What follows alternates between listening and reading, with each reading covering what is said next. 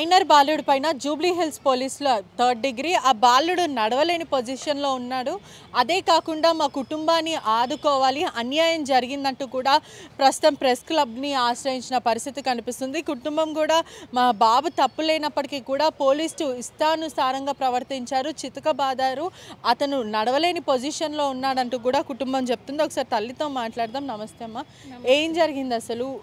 ఎందుకు పోలీసులు 3rd degree చేయాల్సి వచ్చింది? ఎందుకు అట్లా చావు బాధలు కొట్టాల్సి వచ్చింది? ఆ రోజు డిసెంబర్ 15 మేడం, డిసెంబర్ 15 సండే మార్కెట్కి పోదాం అనుకుంటే పడుకున్నా నేను. బాబు నా ఫోన్ తీసుకున్నారు. నా ఫోన్ తీసుకొని బయటకు వచ్చారు మేడం. అక్కడ 2 బాత్రూమ్స్ ఉంటాయి, మాది మా పక్కన వాళ్ళది. పక్క బాత్రూంలో ఆయన స్నానం చేస్తున్నాడంట, అది తెలియదు. ఈ బాబు రీల్ చేసుకుంటూ నెట్ రావట్లేదని చెప్పి వైఫై కోసం ఫోన్ పైకెత్తాడంట. పైకెత్తగానే అందులో ఆయన తల తుడుచుకునేది 5 సెకండ్లు వీడియో వచ్చింది. ఈయన ఫోన్ ఎప్పుడైతే ఎత్తాడో ఆయన కేకేసిండంట. ఏంది కేకేసినా నేను కిందికి వెళ్ళిపోయిండంట భయపడి. వెళ్ళిపోయి ఎందుకని చెప్పేసి ఫోన్ చూసుకునే వరకు ఆయన తల తుడుచుకునేది 5 సెకండ్లు వచ్చిందంట. రాగానే ఈయన భయానికి డిలీట్ చేసిండు. అది డిలీట్ చేయగానే రారా పైకి రారా అది అని చెప్పి బూతులు తిడుతుంటే ఈయన పైకి వచ్చిండు. ఆయన అరిచేటప్పుడు నేను లేచాను. ఎవరు? రేమాన్ మా పక్క రూమ్లో ఉంటాడు మేడం. ఆయన అతనే కంప్లైంట్ ఇచ్చింది మేడం. కంప్లైంట్ ఇచ్చింది అతనే. అయితే ఉన్నది మేడం. వాళ్ళ తమ్ముడు ఖాళీదు కాంగ్రెస్ తరఫున ప్రెసిడెంట్గా వేసాడు మేడం. అయితే ఈయనకి పైకి పిలిచాడు. పైకి పిలిస్తే వచ్చిండు బాబు. వచ్చిన తర్వాత నేను లేచి బయటకు వచ్చిన, పెద్దగా అరుస్తుంటే ఏందని లేచి బయటకు వచ్చినప్పుడు ఏంటంటే నీ కొడుకు వీడియోస్ తీస్తున్నాడు అని అన్నాడు. అన్న వీడియోస్ తీయడన్న వాళ్ళు వీడియోలు చేసుకుంటారని నీకు తెలుసు కదా. పురుషులు తీయాల్సిన అవసరమే ఉంటుంది. అంతే రీల్స్ చేసుకుంటుంటే ఫోను పైకి ఎత్తిన అని చెప్పేసి ఈయన అన్నాడు. నేను తీయలేదు అంకుల్ అని చెప్పేసి అన్నాడు. లేదురా నువ్వు తీసినావు అన్నాడు. అంటే లేదు అంటే ఫోన్ నాకు ఇమ్మని అడిగాడు. వాళ్ళ తమ్ముడు పైన ఉంటాడు, ఆయన వచ్చిండు అలీ. ఆయన వచ్చి ఫోన్ ఇవ్వమని అడిగిండు. నా దగ్గర ఉంది ఫోను, నేను ఇవ్వలేదు ఫస్ట్. మళ్ళీ రెండోసారి అడిగితే పగలు కొట్టేస్తా నువ్వు ఇవ్వకపోతే అన్నాడు మేడం. ఇచ్చేసిన, ఎందుకంటే నేను తీయలేదు అన్నాడు కదా. ఇచ్చేసిన నేను. ఇవ్వగానే ఆయన మొత్తం చూసి చెక్ చేస్తే ఫస్ట్ దొరకలేదు ఆయనకి వీడియో. తర్వాతకి మళ్ళీ డిలీటింగ్లోకి పోయిండు. అందులో ఆయన తల దుడుకునేది 5 సెకండ్లు అయితే వచ్చింది మేడం. వస్తే ఇదిగో అమ్మ నీ కొడుకు ఈ తప్పు చేయలేదు అంటే, సరే అన్న వాడు తెలుసో తెలియకో చేసిందంటే ఇడు అన్నాడు. కానీ నేను తెలియదు అంకుల్, నాకు అది వచ్చిందని నాకు తెలియదు, భయానికి నేను డిలీట్ చేసిన, నేను కావాలని తీయలేదని బాబు చెప్పిండు. అయినా ఏం లేదు, ఖాళీది వచ్చిండు. ఆయనకు ఫోన్ చేస్తే ఆయన వచ్చి ముగ్గురు కలిసి ఇంటికాడ కొట్టేశారు మేడం. కొడుతుంటే కూడా బాబుని అప్పుడు కూడా కాళ్ళు పట్టుకున్నా, నా కొడుకు తప్పే చేసిండు, వదిలేయండి అన్న, తప్పైంది, ఒక్కసారి వదిలేయండి అన్న, ఇంకొకసారి జరగకుండా నేను చూసుకుంటా అని చెప్పేసిన. అయినా ఏం లేదు, నీ కొడుకుని వదిలే ప్రసక్తే లేదు, ఎందుకంటే ఇంతకుముందు మాకు వాళ్ళకు పడదు మేడం. అదంతా కడుపులో పెట్టుకుని మా మీద కోపం నా కొడుకు మీద చూపించి, నా వెనకాల అనిల్ కుమార్ యాదవ్ ఉన్నాడు, అజారుద్దీన్ ఉన్నాడు, నవీన్ యాదవ్ ఉన్నారు. నేను ఫోన్ చేస్తే ఇమీడియట్గా ఎవరైనా వస్తారు. సిఐ నా ఫ్రెండు, ఈ నా కొడుకుని పంపి ఆ రోజే ఇన్వాల్వ్ అయ్యారు మేడం. ఆ రోజు ఈయన చెప్పిండు కదా మాకు వీళ్ళంతా ఉన్నారు, నేనేం చెప్పిన వాళ్ళు నాకు వెనక ఆడరు, నువ్వు ఎవరిని తీసుకోవచ్చు, ఏం బిక్కుంటావు బిక్కు అని ఖాళీది అన్నాడు. అన్న తర్వాత 10 నిమిషాలలో పోలీసులో ఫోన్ చేసిండు. ఆల్రెడీ ఫోన్ చేయనే 10 నిమిషాలలో పోలీసులు వచ్చారు మేడం. పోలీసులు వచ్చి ఇంకా తీసుకెళ్ళిపోయారు. అప్పుడు కూడా నేను కాళ్ళు పట్టుకున్నా, ఆయన ఖాళీదని ఆయన కాళ్ళు మళ్ళీ పట్టుకుని పోతే ఆయన నన్ను నెట్టేశారు, నా దగ్గరికి రావద్దు నువ్వు అని. ఏదంటే పోలీస్ స్టేషన్లో చూసుకొని చెప్పేసి నెట్టారు. సరే అని ఇంటి దగ్గర వచ్చి తీసుకెళ్లారు మేడం. అంటే ఎంతగానో మేము నేరం చేశాడని బాబుని తీసుకుపోవడానికి మేడం 5 సెకండ్లు. నాకు ఎస్ఐ ఫోన్ చేశారండి, నేను అవుట్డోర్ షూట్లో ఉన్నా, ఇట్లా సంగతి అండి మీ అబ్బాయిని ఇట్లా వీడియోస్ తీస్తున్నారని కేసు వచ్చింది అంటే, సార్ ఆ అబ్బాయి కేసు ఎఫ్ఐఆర్ చేసి పంపించండి, ఏది మీకు తప్పు చేశాడు అనిపిస్తే ఎఫ్ఐఆర్ చేసి పంపించండి అని చెప్పేసి ఫోన్ కట్ చేశాను. నేను షూట్లో ఉన్నా. ఆ తర్వాత నేను 3 రోజుల తర్వాత ఈ అబ్బాయి ఇంటికి వచ్చిన తర్వాత నేను వచ్చానండి. 3 రోజుల పాటు పోలీస్ స్టేషన్లో. 3వ రోజు నైట్ 11 గంటలకండి, 2 రోజులు నైటు అక్కడే పడుకున్నాడు. ఇతనితో పాటు ఇంకొక పర్సన్ కూడా ఉన్నారు, ఆయన మనకి ఫోన్ కాల్లో అవైలబుల్ ఉన్నారు. తర్వాత మీకు లైవ్లో కోర్టులో సబ్మిట్ చేస్తాను. అతను మాట్లాడి చెప్పింది ఏంటంటే, వాళ్ళ భార్య పిల్లలతో సహా వాళ్ళ అన్నం తీసుకొని వస్తుంటే ఈ పిల్లోడు కూడా తినిపించారు. నా భార్యని ఉదయం నుంచి సాయంత్రం వరకు కూర్చోబెట్టుకుని అక్కడ నైట్ 9-10 వరకు 2 రోజులు పంపించారు. 3వ రోజు ఈ పిల్లని పంపించారు. అంటే అంతగానో ఏం తప్పు చేశారు? అసలు కేసు ఏమని పెట్టారు? ఎటువంటి సెక్షన్స్ పెట్టారు? ఇది ఒక్క నిమిషం, ఇది వాళ్ళ ఎఫ్ఐఆర్ కాపీ. దాని బ్యాక్ సైడ్ వాళ్ళ మిస్సెస్ది కూడా తీశారని చెప్పేసి దాంట్లో మెన్షన్ చేశారు. కానీ దాంట్లో వాళ్ళు బ్యాకప్ పెట్టుకున్న తర్వాత దాంట్లో ఎటువంటిది లేవు. తప్పు కంప్లైంట్ అంటున్నారా? అవునండి. అంటే వీడియోలు తీయలేడా? ఒక మగ మనిషిది వచ్చింది, దానికి ఒప్పుకుంటా అంటే నేను, కానీ ఆడ మనిషిని కూడా ఇన్వాల్వ్ చేసి కొట్టిపిచ్చి ఈ కేసు ఇతను తప్పు చేస్తే ఫస్ట్ ఎఫ్ఐఆర్ చేయాలి, కోర్టులో సబ్మిట్ చేయాలి. ఇన్ని రోజుల వరకు సబ్మిషన్ లేదు. వాళ్ళు చెప్పడం ఏంటి, మేము హోమ్ ఏమంటారు ఇంటి దగ్గర నుంచి తెలిసిన వాళ్ళతో సంతకం పెట్టించుకొని 3వ రోజు పంపించాను అంటారు. నా భార్య కానీ నేను అక్కడ లేను. 3 రోజులు కొట్టారా బాబుని? ఫస్ట్ తీసుకెళ్ళిన రోజు కొట్టారండి.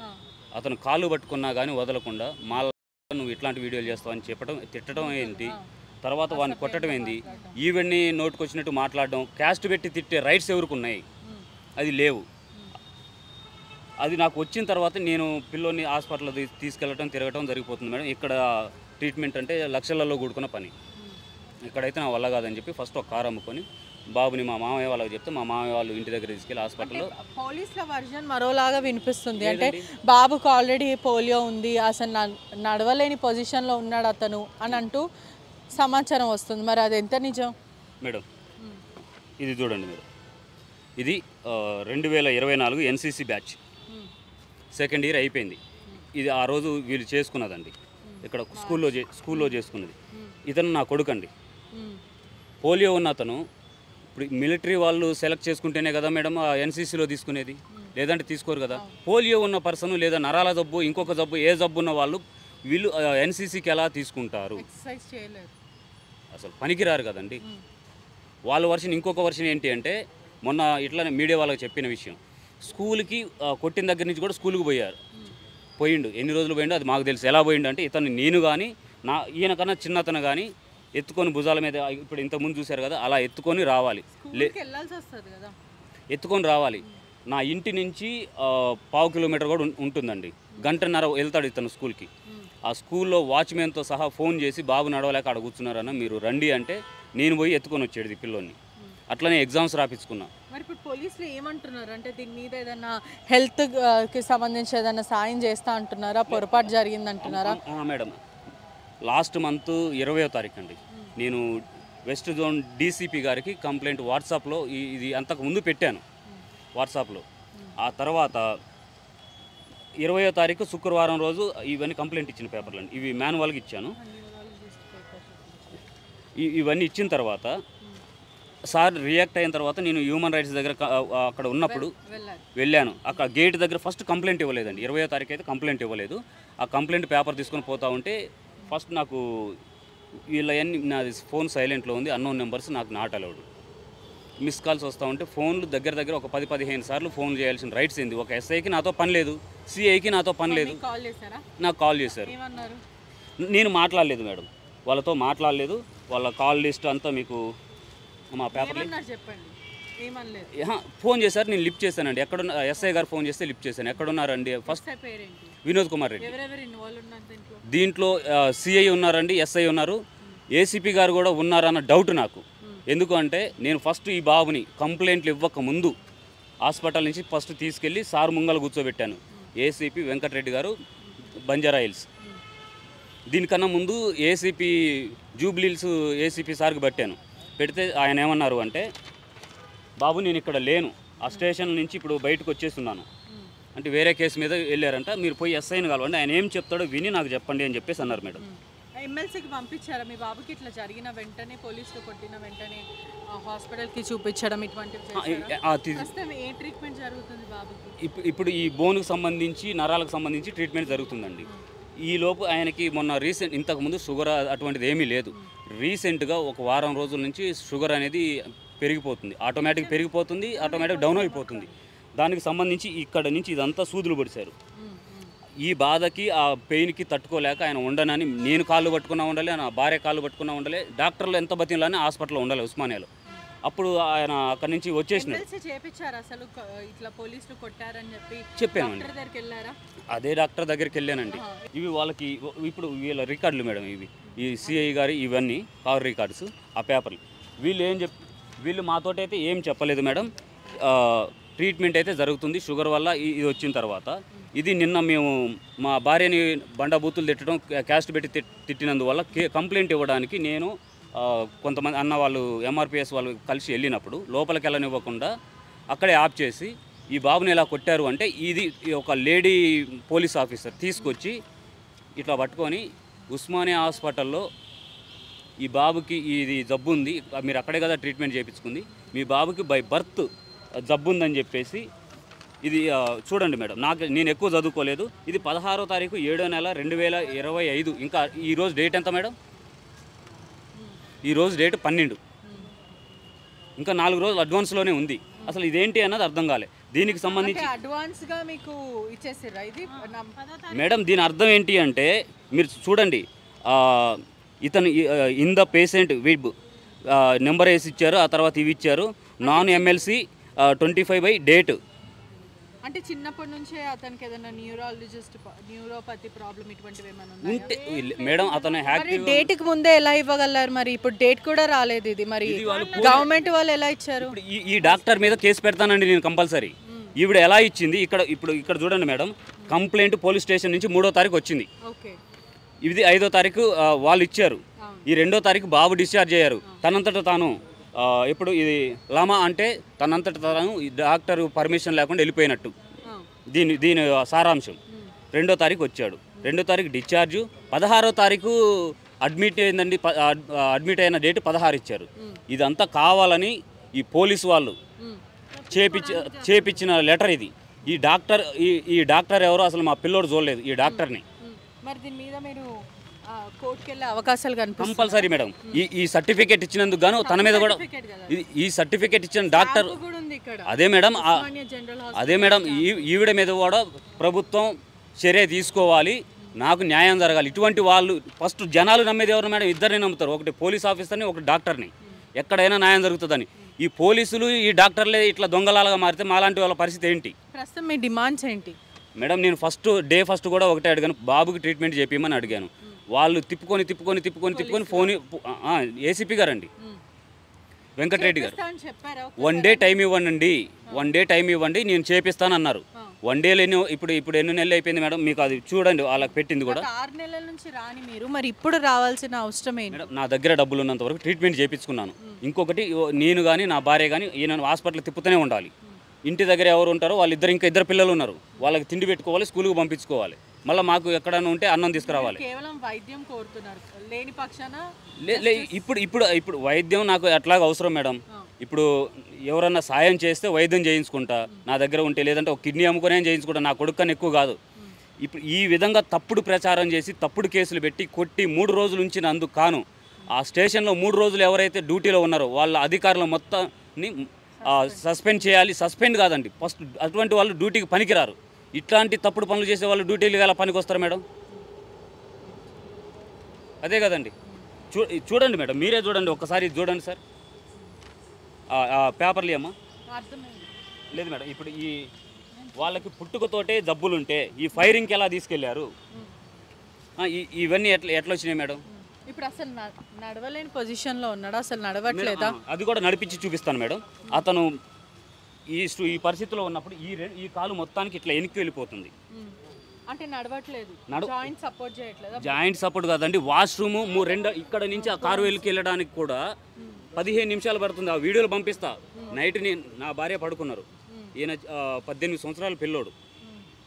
ఈయనని వాష్రూమ్కి అయితే తీసుకుపోలేదు కదండి.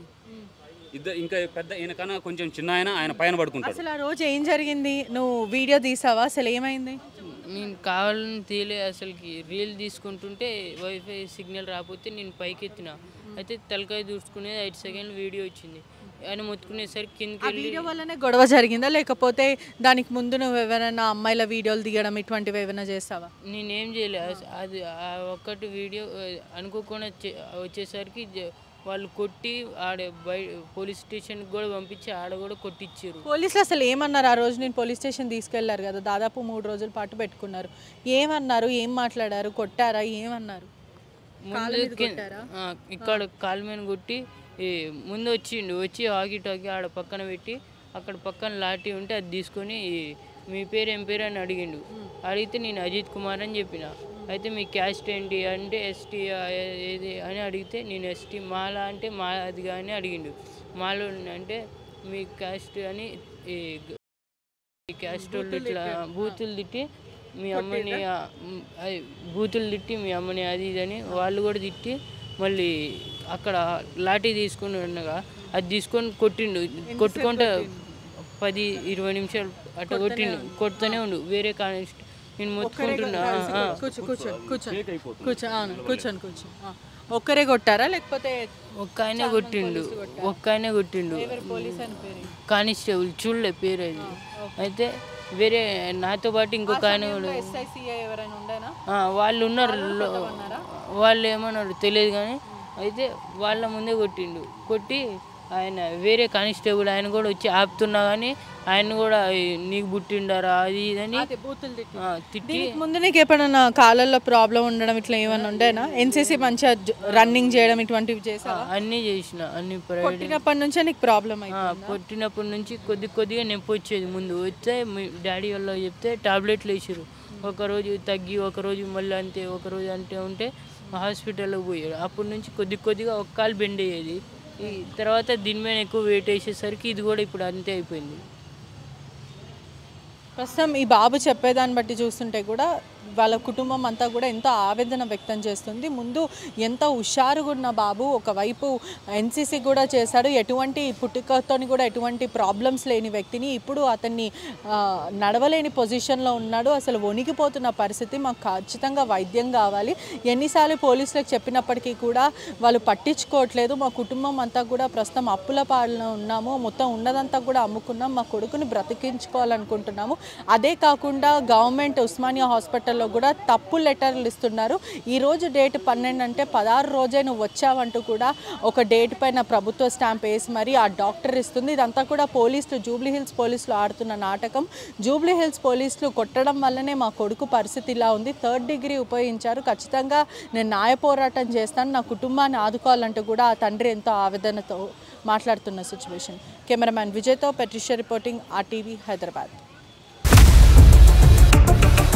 ఇండియా పాకిస్తాన్ తాజా అప్డేట్స్ కోసం డౌన్లోడ్ చేసుకోండి RTV లైవ్ యాప్.